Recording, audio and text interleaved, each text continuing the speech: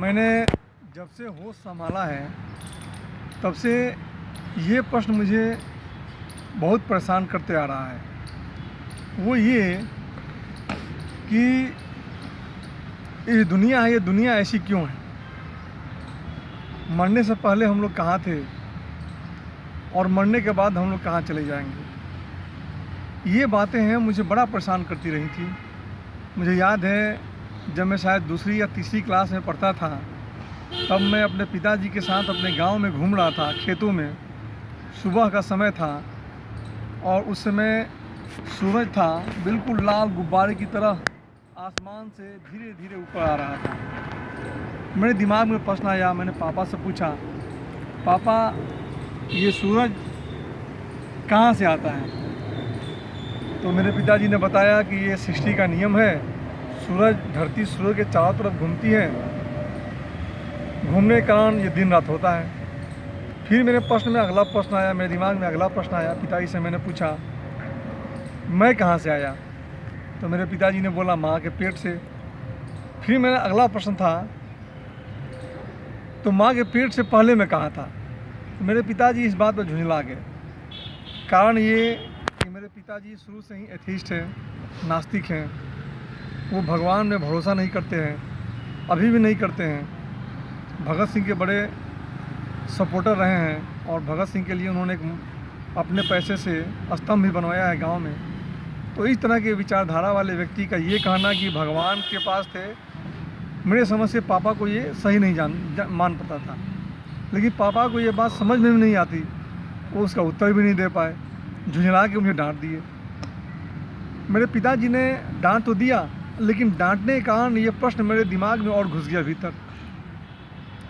मेरी बड़ी इच्छा हुई कि मैं जानने की कोशिश करूं कि हमारा अस्तित्व क्या है, हम आते कैसे हैं, हम जाते कैसे हैं। धीरे धीरे मैं ओशो की किताबें पढ़ने लगा। तो ओशो अपने बारे में बताते हैं कि जब उन्हें समाधि की प्राप्ति हुई तो बड़े वे आनंद में भर गए, बहुत उन्हें आनंद की अनुभूति हुई। जब मैं आगे बढ़ा, गौतम बुद्ध के बारे में पढ़ा, तो गौतम बुद्ध का जो अनुभव है वो अलग तरह का अनुभव है। गौतम बुद्ध जब बिल्कुल बोधि वृक्ष के नीचे बैठते हैं और बिल्कुल समाधि की स्थिति में आते हैं, तो जो मरा राक्षस है, वो अपने बहुत सैनिकों को भेजता है, गौतम बुद्ध पे आक्रमण करता है।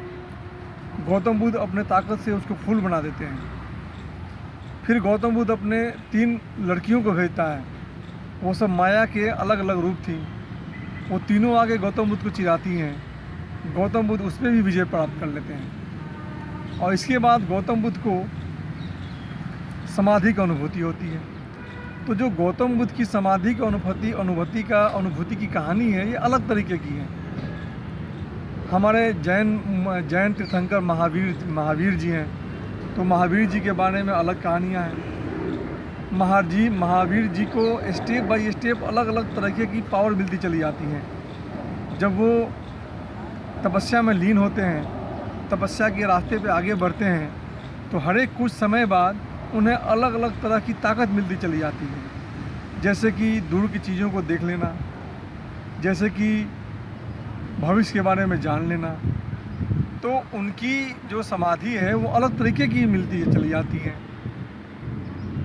अब जब रामकृष्ण परमहंस की बात करते हैं तो इनकी अलग कहानी है। रामकृष्ण परमहंस हैं, ये माँ काली के भक्त रहे हैं और हमेशा से माँ काली की पूजा करते आ रहे हैं। तो माँ काली उनको दर्शन देती थी। बाद में जो तोतापुरी महाराज आते हैं और रामकृष्ण परमहंस को बोलते हैं कि माँ काली की मूर्ति ही तुम्हारे लिए बाधा है, तुम उसको काट के जाओ और निर्विकार ब्रह्म का तुम दर्शन करो। तो जब रामकृष्ण परमहंस जब समाधि में जाते हैं और माँ काली की मूर्ति आ जाती है, उसी समय तोतापुरी महाराज उसका सर पे एक शीशे से ब्लेड से काट देते हैं और उसी समय रामकृष्ण परमहंस उस काली की मूर्ति को तोड़ के चले जाते हैं निर्विकार ब्रह्म में। तो रामकृष्ण परमहंस की अलग कहानी है, योगानंद परमहंस की अलग कहानी है। योगानंद परमहंस के बारे में ये विदित है, जब उनके गुरु ने उनके छाती पे हाथ रखा तो योगानंद परमहंस लिखते हैं, मुझे ऐसा मालूम चला कि मैं पूरी सृष्टि बन गया हूँ। एक झटके में पूरी सृष्टि के साथ सांस ले रहा हूँ और छोड़ रहा हूँ। मतलब कि वो पूरी सृष्टि ही बन गए। उन्होंने महसूस किया पूरी धरती वही है, पूरा आकाश वही है, चांद वही है, तारे वही हैं। उनके ऊपर गायें चल रही हैं, उनके ऊपर गायें घास खा रही हैं। तो उनकी अनुभूति अलग है। जग्गी जय गुरुदेव जी हैं, वो अपने समाधि के बारे में बोलते हैं कि जब मैं पत्थर पर बैठ के समाधि में लीन हुआ तो बहुत दिन बीत गए और उन्हें एक झटके में लगा कि मैं सब कुछ हो गया। मैं पत्थर हो गया, मैं पहाड़ हो गया, मैं फूल हो गया, मैं फल हो गया। तो जग्गी जय गुरुदेव कुछ और बोलते हैं, रामकृष्ण परमहंस कुछ और बोलते हैं, गौतम बुद्ध की अलग कहानी है, विवेकानंद की अलग कहानी है। तो मैं जितना पढ़ते गया मैं उतना कंफ्यूज होते चला गया कि भगवान यदि है तो एक सिस्टम में क्यों नहीं है। अभी मैंने एक किताब पढ़ी, the law of spirit world, ये खुर्शीद भवनागरी की किताब है। तो उस किताब में खुर्शीद भवनागरी ने बताया है कि कैसे उसके दो बेटे रट्टू और एक और बेटा था, वो दोनों मर गए और मरने के बाद उस दुनिया में जाके उससे बात करते हैं, माँ से कन्वे करते हैं मैसेज कि क्या चीज़ है। उन्होंने बताया है कि 7 डिफरेंट लेवल हैं स्वर्ग के, और हर एक लेवल में अपने अपने कर्मों के हिसाब से आदमी जाता है। खुर्शीद भवनागरी अपनी किताब में लिखती हैं कि जो आदमी मर के चला जाता है, उसके पूर्वज वो अपने जो लोग यहाँ मरे रहते हैं उनका वेट करते हैं, और वहाँ पे उस वर्ल्ड में एक प्लेटफॉर्म है, और उस प्लेटफॉर्म में सबसे पहले जो अमृत आत्मा होती है वहाँ जाती है, तो वहाँ विश्राम करती है, आराम करती है, और फिर वहाँ अगले लेवल में जाता है। तो उन्होंने पूरा एक लेवल बताया, एक सिस्टम बताया कि 7 लेवल हैं और अपने कर्मों के हिसाब से आदमी अलग अलग लेवल में जाता है। मेहर बाबा भी हैं, जब मेहर बाबा भी कहानी लिखते हैं तो वो बताते हैं कैसे एक आदमी का विकास एक एटम की स्थिति से बढ़ता है, वो गैस बनता है, फिर पत्थर बनता है, फिर पशु बनता है, फिर पंछी बनता है, फिर बाद में पौधा भी बनता है, गैसियस स्टेज होते हैं, आदमी बनते हैं। इसमें इवोल्यूशन है, और कैसे एक आत्मा का एक एटम के लेवल से विकास होता है।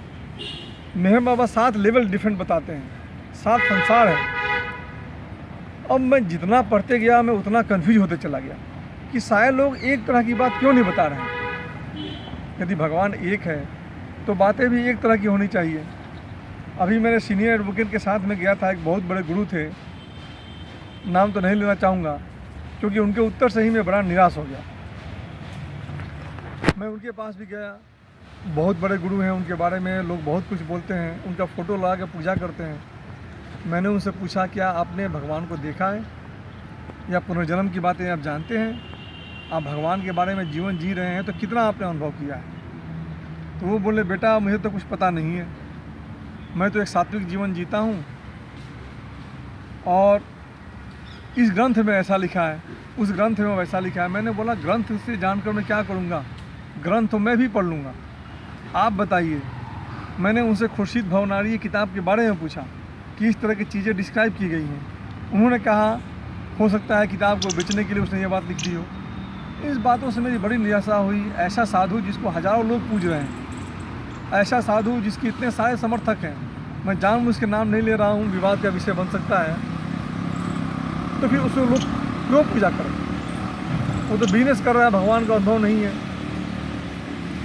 मैं कुछ दिन पहले अभी श्री रविशंकर जी आए हुए थे, तो उनके साथ कुछ ऐसे जगत गुरु भी आए हुए थे जो पहाड़ों में रहते हैं, हिमालयों में रहते हैं। मैंने उस जो एक गुरु आए थे, कहा जाता है कि उनकी उम्र 70 साल की थी, लेकिन दिखने में वो 20 साल से ज़्यादा नहीं लग रहे थे, इतनी बड़ी बड़ी दाढ़ी थी। जब हम लोग एक मंदिर के सामने बैठे हुए थे तो उन्होंने अपनी ताकत से मंदिर की घंटी को हिला दिया, ये मैंने देखा, चमत्कार हुए। उनसे भी मैंने पूछा भगवान के बारे में, ईश्वर के बारे में, तो उन्होंने कहा मैं तो भगवान के रास्ते पे एक छोटे से बच्चे की तरह घुटरून चल रहा हूँ, मैं आपको उसके बारे में कैसे बताऊँ। तो दोस्तों, मैं ये सारी चीज़ें बता रहा हूँ, शेयर कर रहा हूँ, क्योंकि मैं बड़ा कंफ्यूज्ड हूँ। भगवान के बारे में जानने की इच्छा है, लेकिन भगवान का कोई सिस्टम समझ में नहीं आता। एक बात और है, आप देखते होंगे लोग बोलते हैं कि आत्मा कभी मरती नहीं, कभी जन्म लेती नहीं। धरती पे शुरू में आदमी की जनसंख्या महज करोड़ों में थी, आजकल अरबों में हो गई है। तो ये बात भी सोचने वाली है, क्या आत्मा का भी पॉपुलेशन बढ़ता है? यदि पहले आदमी कम थे तो आत्माएं भी कम होंगी, अब आदमी इतना बढ़ गया है तो आत्मा भी बढ़ गई होंगी। तो क्या आत्माओं का भी मैन्युफैक्चरिंग गॉड करता है? जिस तरह से आदमी की पॉपुलेशन बढ़ रही है उस तरह से आत्माओं का भी पॉपुलेशन बढ़ता हुआ क्या? ये सारी चीज़ें हैं जो मुझे बड़ा परेशान करती हैं और मैं इस पे शेयर कर रहा हूँ, जिससे कि मेरे मन की उलझन है ये सबके सामने मैं बता सकूँ। यदि किसी मित्र को भगवान के बारे में कोई साक्षात अनुभूति है या भगवान के बारे में कोई जानते हैं तो कृपया करके मुझे बताएं, जिससे मुझे इस प्रश्न का उत्तर जानने में बड़ी सहूलियत होगी कि हम कहाँ से आते हैं, भगवान कौन है, कैसे होता है, मरने के बाद हम कहाँ जाते हैं। और सबसे मेरी विनती है, जिसको भी कुछ अनुभव हो मुझे कृपया करके बताएं। और दूसरी बात, इस वीडियो को मेरे मित्र प्राण जी ने इतने समय के साथ रख के किया है, इसके लिए मैं बड़ा इनका शुक्रगुजार हूँ। ये मेरे मित्र हैं, ये प्राण किशन जना एडवोकेट हैं और मुझे बड़ी खुशी होती है कि मैं जब भी इनसे रिक्वेस्ट करता हूँ ये बड़ी खुशी से मेरी बातों का रिकॉर्डिंग करते हैं। इनके लिए मैं I am really grateful to my friend Pran Kishan जना एडवोकेट। धन्यवाद।